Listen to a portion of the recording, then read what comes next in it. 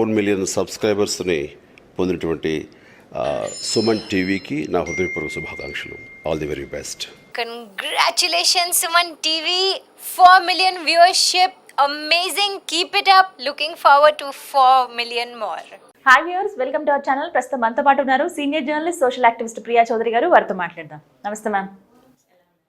AP assembly bill అయితే pass చేసేసారు. అందరూ ఊహించినట్టుగానే పాస్ చేశారు. ఇదేం మనకి సర్ప్రైజ్ కాదు. టు బి ఫ్రాంక్, ఓపెన్గా మాట్లాడుకుంటే ఏపీ ప్రజలకు కావచ్చు, కష్టాలు పడుతున్నా, మాకు అన్యాయం జరిగిందని భయపడుతున్న రైతులకు కూడా ఇది సర్ప్రైజ్ కాదు. బట్ దీన్ని ఫినాన్షియల్ బిల్లుగా ప్రవేశపెట్టడం అనేది ఎలా చూడాలంటే, ఇందులో ఏమైనా స్ట్రాటజీ ఉందా, ఏమైనా లాజిక్లు ఉన్నాయా ఇందులో అసలు? ఖచ్చితంగా. కాకపోతే ఏంటంటే ఇక్కడ కొన్ని ఎమర్జెన్సీ బిల్స్ అన్నీ ఉంటాయి. అవన్నీ ఎమర్జెన్సీ బిల్స్ అన్నీ కూడా ఫైనాన్స్కి రిలేటెడ్గా ఉంటాయి. ఓకే, ఇప్పుడు కామన్ బిల్ ప్రవేశపెడితే ఏమవుతుంది అని అంటే, ఇప్పుడు శాసనసభలో ప్రవేశపెట్టినటువంటి బిల్లు పాస్ అయ్యి విధానసభకి వెళ్ళింది అనుకుందాం. అక్కడ మండలికి వెళ్తే అక్కడ వాళ్ళు ఏంటంటే మార్పులు చేర్పులు అవి అట్లాంటివన్నీ, ఇదిగో మేము ఇక్కడ ఇలా అనుకుంటున్నాం, మీరు ఇక్కడ ఏదో కొంచెం ఎక్కువ ఆలోచించినట్టున్నారు, లేదా ఇక్కడ తక్కువ ఆలోచించినట్టున్నారు, లేదా దీన్ని ఇలా ఎందుకు ఆలోచించారు, ఇంకొకసారి పునరాలోచించండి సో అని కొంచెం వాళ్ళు సూచనలు సలహాలు ఇచ్చి మళ్ళీ శాసనసభకి పంపించడం అనేది జరుగుతుంది. ఓకే, ఈ ప్రాసెస్ ఎన్నాళ్ళు పడుతుంది? 4 నెలలు పడుతుంది. 4 months కామన్ బిల్ అయితే, సాధారణ బిల్ అంటారు దాన్ని. అది 4 నెలలు పడుతుంది. కాబట్టి ఇప్పటికే చాలా టైం ఎక్కువైపోయింది. రాష్ట్రంలో జరిగేటటువంటి ఇష్యూస్ మనం చూస్తూ ఉన్నాము, ఆందోళనలు చూస్తున్నాము, రైతులకి ఉండేటటువంటి రోజు రైతులు పడేటటువంటి కష్టాలు కానివ్వండి, వాళ్ళ ఆవేదన కానీ అంతా చూస్తున్నాం. సో ఇటువంటి పరిస్థితుల్లో ఇప్పటికే చాలా నాంచింది ప్రభుత్వం అనేది కూడాను. సో అందుకని చెప్పేసి కొన్ని బిల్స్ ఏం చేస్తారంటే, ఎట్టి పరిస్థితుల్లో అది పాస్ చేయాలి అనుకుంటే దాన్ని ఫైనాన్స్ ఆర్థిక బిల్లు కింద దాన్ని కన్వర్ట్ చేసి దాన్ని ఇమ్మీడియట్గా పెడతారు. అయితే తేడా ఏంటి సాధారణ బిల్లుకి ఆర్థిక బిల్లుకి అంటే ఏంటంటే, అది 4 months టైం ఉంటే ఇది 14 days టైం.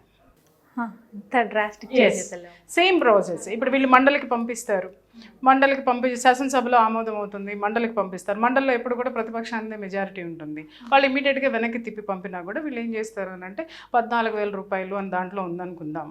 సో దాన్ని 14,002 రూపాయలు లేదా 13,990 రూపాయలు అలాంటి మైన్యూట్ చేంజెస్, లేదా తెలుగుని ఇంగ్లీష్లో, ఇంగ్లీష్ని తెలుగులో తర్జుమాలు చేసి, అంటే ఇలా కాదు దాంట్లో ఉండే, అంటే అందరికి అర్థమయ్యేటట్టు చెప్తున్నాను నేను, ఇలా చిన్న చిన్న అంతా కరెక్షన్స్ చేసి అగైన్ మళ్ళీ దాన్ని పంపించిన తర్వాత ఈ ప్రాసెసింగ్కి మళ్ళీ వాళ్ళు ఈ కామన్ 4 months జరుగుతుంది. అదే ఆర్థిక బిల్లుకి వచ్చేసరికి ఏంటంటే 14 daysలో దాన్ని ఎట్టి పరిస్థితుల్లో యాక్సెప్ట్ చేసి తీరాల్సింది. వన్స్ శాసనసభకి ఆ మండలి నుంచి శాసనసభకు వచ్చి శాసనసభలో మళ్ళీ దాని అమెండ్మెంట్స్ జరిగిన తర్వాత మండలికి వెళ్తే, సెకండ్ టైం మండలికి వెళ్తే అది ఖచ్చితంగా ఆ బిల్లు ఆమోదం పొంది తీరాల్సిందే. అది 4 నెలలు పడితే ఇది 14 రోజులు పడుతుంది. సో అందుకోసమని ఇప్పుడు ఇక్కడ కూడా అయితే ఇది ఆర్థిక బిల్లు ఎలా అవుతుంది అని అనుమానం రావచ్చు. ఇక్కడ రైతులకి ప్రభుత్వం ఇచ్చేటటువంటి ఆర్థిక లావాదేవీలు ఉన్నాయి.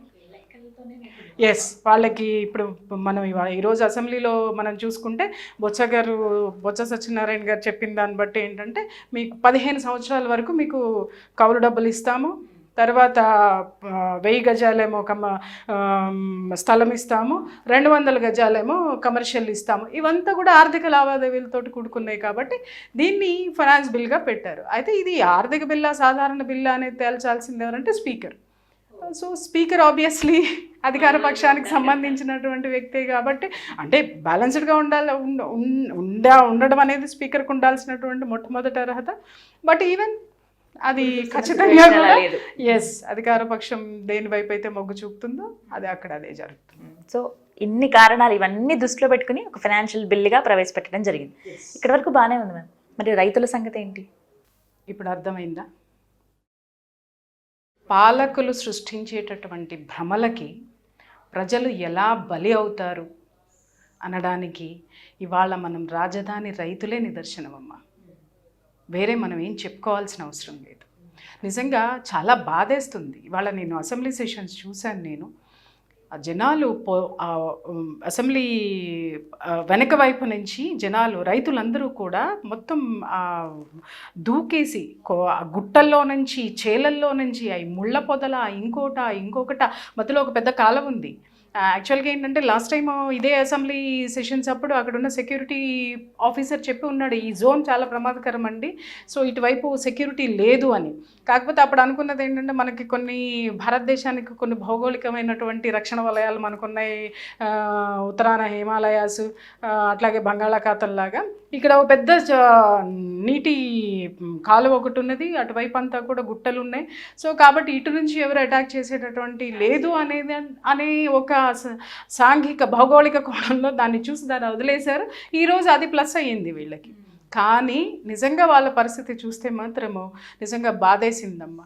ఈ నీడ పట్టు ఎండ అనక వాననక కష్టపడి ఆ పొలంలో పనిచేసుకునేటటువంటి రైతు ఇవాళ ఆందోళనకు దిగి అలా రోడ్ల మీద పరిగెట్టడము, ఆ విధంగా వాళ్ళు చేసేటటువంటి నిరసనలు చూస్తే రైతు రోడ్డును పడ్డాడు. Correct word. ఇటువంటి అలాంటి పరిస్థితి ఇవాళ మనకి చూస్తే రాజధాని పరిస్థితి ఏంటి అనరా, అమరావతిలానే ఉంటుంది, అమరావతి అలాగే ఉంటుంది. కానీ అక్కడ ఉన్నటువంటి రైతుల పరిస్థితి ఇప్పుడు ఏమైందంటేనమ్మా, ఇప్పుడు 33,000 ఎకరాలు తీసుకున్నారు. ఓకే, బాగుంది. ఆ రోజున మనము చాలా ఇల్యూజన్స్ చూసాం. ఓకే, ఏంటి ఎక్కడో పాపం వాళ్ళ ఆశలు వాళ్ళ ఆలోచనలన్నిటినీ కూడా వాళ్ళు ఒక గొప్ప కలగన్నారు. దాని గురించి అమరావతి గురించి కలగన్నారు, అమరావతి గురించి కలగన్నారు, అమరావతి ద్వారా వచ్చేటటువంటి లబ్ధి గురించి కూడా కలగన్నారు. అయితే ఇక్కడ ఒక విషయం ఏంటంటే అమరావతి అలాగే ఉంది, వాళ్ళకు వచ్చే బెనిఫిట్స్ అలాగే ఉన్నాయి, ఇక్కడ ఏది మారలేదు. కానీ వాళ్ళ రైతుల ఆగ్రహం ఎందుకు పెళ్ళుబుకింది అంటే ఆ రోజు భూములు ఇచ్చేటప్పుడు ఇదే ప్రభుత్వం వల్ల మోసపోయాం. అంటే భూముల్ని వదులుకున్నాం. దేనికి వదులుకున్నాము? ఏదో వీళ్ళు ఏం చెప్పారో అది జరుగుతుంది అని చెప్పి త్యాగం చేశాం. ఈరోజు ఓడామా గెలిచామా, ఈ ప్రభుత్వం తీరు ఏమైంది? వాళ్ళకి ఒక ఆత్మ గౌరవం అంటారు చూసారా, అటువంటిది ఇవాళ రైతు ఆత్మగౌరవం రోడ్డున పడింది. కాబట్టి అమరావతికి ఏం కాలేదు, లేకపోతే అమరావతికి ఉన్నటువంటి అమరావతి అంటున్నారు. నాకు ఒక విషయం చెప్పండి, అసలు అమరావతి ఎక్కడి నుంచి ఎక్కడికి ఉంది? దేన్ని అమరావతి అంటారు? ఎన్ని గజాలు ఉంది, ఎన్ని కిలోమీటర్లు ఉంది, ఎక్కడి నుంచి ఎక్కడి వరకు ఉంది? ఈ రోజు వరకు కూడా లేదమ్మా. అమరావతి అని ఒక పేరు పెట్టేసి వదిలేసాం. ఒక అసెంబ్లీ కట్టిన చోటని మనం అమరావతి అని పిలుచుకుంటున్నాం. కానీ ఇవాళ నిజంగా రైతులు దిక్కుతోచినటువంటి పరిస్థితి, వాళ్ళు ఏం మాట్లాడలేనటువంటి పరిస్థితి, వాళ్ళు ఒకటే మాట్లాడుతున్నారు, రాజధాని తప్ప ఇంకేం మాట్లాడలేనటువంటి పరిస్థితి. ఎందుకంటే వాళ్ళు అక్కడితోటి ఆగిపోయారు, అంతకు మించి వాళ్ళు ఆలోచించలేదు. ఎందుకంటే రైతుకి ఎప్పుడు కూడా పొలము, దానికి సంబంధించినటువంటి ప్రకృతి ఇవ్వాల్సింది. రైతుకి ఏది ఇచ్చినా లాభ నష్టాలు రెండు కూడా ప్రకృతితోటి కూడుకున్నవి. సో అటువంటి వ్యక్తి ఎప్పుడు కూడా గ్యాంబ్లింగ్ చేసేటటువంటి వ్యక్తి కాదు. కానీ ఇక్కడ రైతు కూడా జూదమాడి ఓడిపోయాడు. రైతు ఓడిపోయింది ఎక్కడంటే ఆలోచనల్లో ఓడిపోయాడు, ఆశలో ఓడిపోయాడు. పొలిటీషియన్స్తో ఎప్పుడు పోటీ పడ్డమ్మా రైతు పొలిటీషియన్స్తో పోటీ పడితే అసలు రైతు వాళ్ళు అమ్ముకోవాల్సిన అవసరం వచ్చేది కాదు, రైతు భూమి మీద చేసే ధైర్యం ఎవరికి ఉండేదిగా. ఇప్పుడు ఒక ఇండస్ట్రియలిస్ట్ ఉంటాడమ్మా, ఇప్పుడు ఒక అదేంటి మన ఆంధ్రాలో కానివ్వండి, తెలంగాణలో కానివ్వండి, ఇప్పుడు ఇండస్ట్రీస్ కోసం అని చెప్పేసి తీసుకున్న భూముల మీద ప్రభుత్వాన్ని చెయ్యమని చెప్పండి, వేసే ధైర్యం ఉందా? దాన్ని స్వాధీనం చేసుకునేటటువంటి ధైర్యం ఉందా? ఎక్కడో ఒకటో రెండో, ఎందుకంటే వాళ్ళు ప్రతిపక్షంలో ఉంటేనో అధికార పక్షం ఉన్న వాళ్ళు స్వాధీనం చేసుకుంటానికి అది కూడా ఒకటో ఆరో, వీళ్ళకి లొంగకపోతేనే వాళ్ళకి లొంగకపోతేనే ఎక్కడో కొండకొచ్చో ఒకటి జరుగుతుంది. కానీ రైతులు ఎందుకమ్మా బలి పశువులు? రైతులు ఎందుకమ్మా మోసపోతున్నారు? రైతు అమాయకుడు కాబట్టే మోసపోతున్నాడు. రైతు ఒక మట్టి మనిషి, మట్టి బొమ్మ. ఆ బొమ్మని వీళ్ళు ఇష్టం వచ్చినట్టు, వాళ్ళకి ఇష్టం వచ్చినటువంటి ఆకారాన్ని మలుచుకోవడానికి ఈ పాలకులు ప్రయత్నిస్తుంటే నిజంగా ఇవాళ చాలా ఏడుపు వస్తుంది నిజంగా రైతుల పరిస్థితి చూసుకుంటే మాత్రం. సో అమరావతికి ఏం కాలేదు, కానీ రైతుల యొక్క ఆశలు ఆశయాలు అనేది మాత్రం చాలా నీరుగారిపోయాయనే చెప్పాలి. నీరు కారటం కూడా కాదమ్మా, భూస్థాపితం అయిపోయినాయి అంతే. అమరావతి పరిరక్షణ సమితి జేఏసీ మనం చూస్తున్నాం, మేము అన్ని పార్టీలు అందులో మేము కలిసి నడుస్తాం, వాళ్ళ ఆత్మగౌరవాన్ని కాపాడుతాం, అలాగే వాళ్ళ ఆస్తులు ఏవైతే ఉన్నాయో, ఎవరైతే భూములు ఇచ్చారో వాళ్ళందరికీ న్యాయం చేసేలా చూస్తాం అంటున్నారు. కానీ ఇది సాధ్యం అవుతుందా? అసలు అవుతుంది.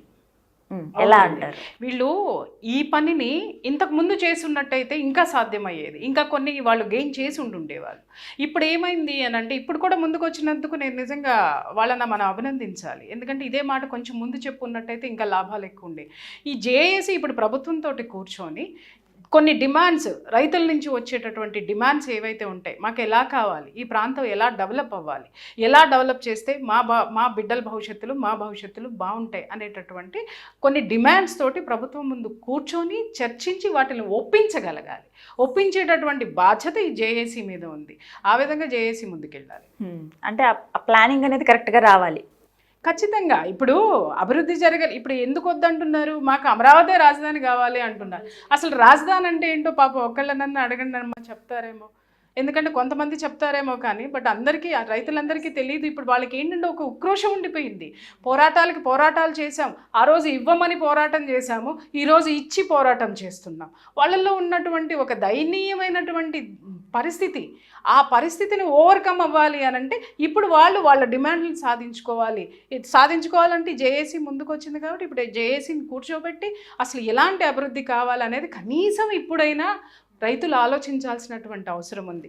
ఇంకొకటి కూడా నేను చెప్తున్నాను, రైతులు కనుక స్వచ్ఛందంగా పాపం వాళ్ళు మొదలుపెట్టి ఉన్నట్టయితే అది కొనసాగించి ఉండాల్సింది.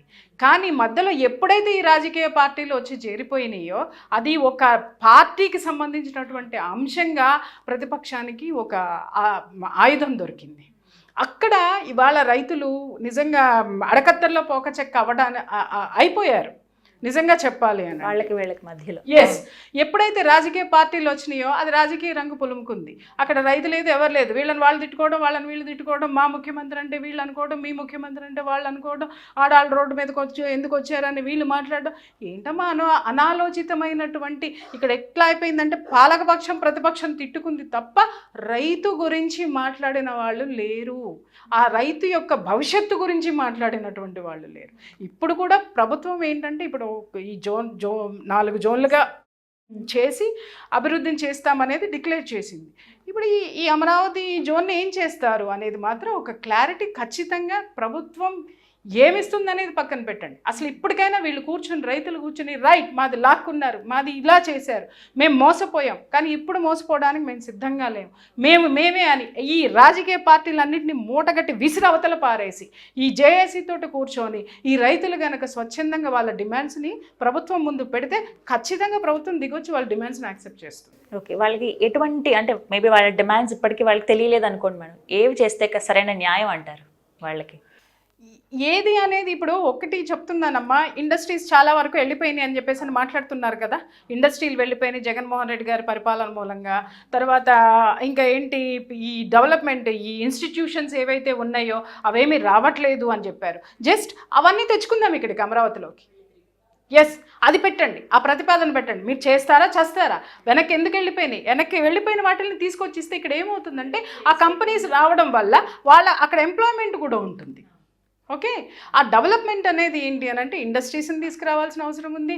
అట్లాగే పరిపాలన అనేది ఇక్కడ వికేంద్రీకరణలో భాగంగా ఇక్కడ ఉన్నటువంటి ఇష్యూస్ ఏమైతే ఉన్నాయో వాటిని ఏ విధంగా వీళ్ళకి అనుకూలంగా ఎలా మలుచుకోవాలి అనే దాని మీద కూడా ఒక స్పష్టత అనేది ఏర్పాటు చేసుకోవడం అనేది ఇక్కడ ముఖ్యం. క్లారిటీ ఉండాలి. మేబీ మేడం ప్రకటించిన 7 తాయిలాలు ఏవైతే ఉన్నాయో రైతులకి అవి సరిపోతాయి అంటారా మీ ఉద్దేశం ప్రకారంగా? ఒకటి చెప్తున్నానమ్మా, కోరికలకు అంత ఉండదు. నేను ఇప్పుడు అన్నది అదే. ఇప్పుడు ఇక్కడ రైతుకు కావాల్సింది ఏంటి అనేది ఒక అజెండా వాళ్ళే ఇప్పుడు కూర్చొని నేనేదో చేస్తానంటే నువ్వు తలకాయ ఊపటంగా, నీకేం కావాలి అనేది ఇప్పటికైనా మీకు స్పష్టత ఉందా లేదా? వాళ్ళందరూ ఫస్ట్ ఏకతాటిపైకి రావాలి మేము ముందు. అది ఇప్పుడు కాదమ్మా, రైతు ఎందుకు మోసపోతున్నాడు అంటే, రైతు ఎందుకు అన్యాయానికి గురవుతున్నాడు అని అంటే, ఇప్పుడు ఒక ప్రభుత్వ ఉద్యోగిని కొట్టండి మీరు, అక్కడ సంఘాలన్నీ కలిసి వచ్చేసి ఇంకా నానా బీభత్సం చేసేస్తాయి. ఒక ఆర్టీసీ డ్రైవర్ని కొట్టండి, సంఘాలు మొత్తం వస్తాయి. ఒక ట్రేడ్ యూనియన్ ఒక సభ్యుడిని కొట్టండి మీరు, మొత్తం ట్రేడ్ యూనియన్ అంతా ఎక్కడికక్కడ పరిపాలన స్తంభింపజేస్తుంది. మరి ఒక రైతుకి మద్దతు ధర రాకపోతే ఆ టమాటాలనో లేకపోతే ఆ వంకాయలనో లేకపోతే బెండకాయలనో తీసుకెళ్ళి కాలువలో పోసుకుంటున్నాడు. కానీ రైతులో ఐక్యత అనేది లేదు. ఒక్క సాటి రైతు కూడా తోడు వచ్చి మాట్లాడేటటువంటి ఈ అవకాశము రైతుల మధ్య లేదు. ఇప్పుడు కావాల్సింది ఏంటంటే రైతుల మధ్య సమైక్యత, రైతుల మధ్య ఐక్యత. అది ఎప్పుడైతే వస్తుందో వాళ్ళు కూడా ఇప్పుడు ఒక ట్రేడ్ యూనియన్ లాగా ఈ రైతు సంఘాలు కూడా పనిచేసి ఉన్నట్టయితే ఖచ్చితంగా వాళ్ళకి బలం వస్తుంది. వాళ్ళు ఏమనుకుంటారో అది సాధించేటటువంటి అవకాశం కాదు, సాధించగలరు వాళ్ళు. కేవలం వాళ్ళలో ఐక్యత లేకపోవడం వల్లనే ఇవన్నీ జరుగుతున్నాయి అనేది నా నమ్మకం. బిల్ పాస్ అయిపోయిన తర్వాత కూడా ఇలా ఐక్యతతో ముందుకు వెళ్ళి వాళ్ళ డిమాండ్స్ ఏంటో చెప్తే నెరవేర్చమని అడిగితే అది సాధ్యం అవుతుందంటారు? ఖచ్చితంగా అవుతుందమ్మా. ఇప్పుడు జనం కోరుకున్నది ప్రభుత్వం చెయ్యాలి, కానీ ఇప్పుడు ప్రభుత్వం కోరుకున్నది జనం చేశారు. ఆ ప్రభుత్వం కోరుకుంది భూములు ఇవ్వమని ఇచ్చింది, ఈ ప్రభుత్వం కోరుకుంది నేను రాజధాని ఇక్కడ పెట్టట్లేదు వైజాగ్లో పెడుతున్నాను. పాపం రెండింటికి వాళ్ళు బలయ్యారు. కనీసం ఇప్పుడైనా మాది చెయ్యండి అని చెయ్యకపోతే రేపొద్దున అందరూ అనుభవించాల్సి వస్తుంది. అటు ప్రతిపక్షం అనుభవించాల్సి వస్తుంది ప్రతిఫలము, ఇటు అధికార పక్షం కూడా దానికి సంబంధించినటువంటి ప్రతిఫలాన్ని చూడాల్సి వస్తుంది ఖచ్చితంగా. మ్యామ్, ఓవరాల్గా ఫైనల్గా చెప్పండి, ఎవరు గెలిచారు ఎవరు ఓడారు ఇది మనం అనుకోవచ్చా? ఎవరికి ఇందులో అప్ప హ్యాండ్ అయింది ఒక రకంగా చెప్పాలి? ఇది గెలుపు ఓటములు కాదమ్మా, చదరంగంలో రైతు పావయ్యాడు అంతే. ఇక్కడ మనం గెలుపు ఓటముల గురించి మాట్లాడుకోవడం అనేది దురదృష్టం. ఇక్కడ మనం మాట్లాడుకోకూడదు కూడా. ఫస్ట్ ఆఫ్ ఆల్ ఇక్కడ ఇది రాజకీయ చదరంగం. దీంట్లో ఎప్పుడూ కూడా ఇట్లాంటివన్నీ కూడా ఎవరైతే ప్రజలు ఉంటారో ప్రజలు పాములుగానే మిగిలిపోతారు. వాళ్ళు గెలుపు వైపు ఉండరు, ఓటం వైపు ఉండరు. మరి ముఖ్యంగా ఈసారి రైతులు బలైపోయారని చెప్పుకోవాలి. మేబీ న్యాయం జరిగితే అందరికీ సంతోషమే. చూద్దాం మేడం ఏం జరుగుతుంది అనేది మనం కూడా వేచి చూడాల్సిన టైం ఇది. Right, thank you ma'am, thank you so much. చూసారు కదా, ఇది ఇవాల్టి వీడియో. ఈ వీడియో కనుక మీకు నచ్చినట్లయితే లైక్ చేయండి, షేర్ చేయండి, కామెంట్ చేయండి, మా ఛానల్ను సబ్స్క్రైబ్ చేసుకోండి. 40 లక్షల మంది వీక్షిస్తున్న సుమన్ టీవీకి కంగ్రాచులేషన్స్. ఇంకా ఇంకా ఎదగాలి అని మనస్ఫూర్తిగా కోరుకుంటున్నాను. Thank you. Congratulations to Suman TV for getting 4 million subscribers. Please keep watching, please keep subscribing.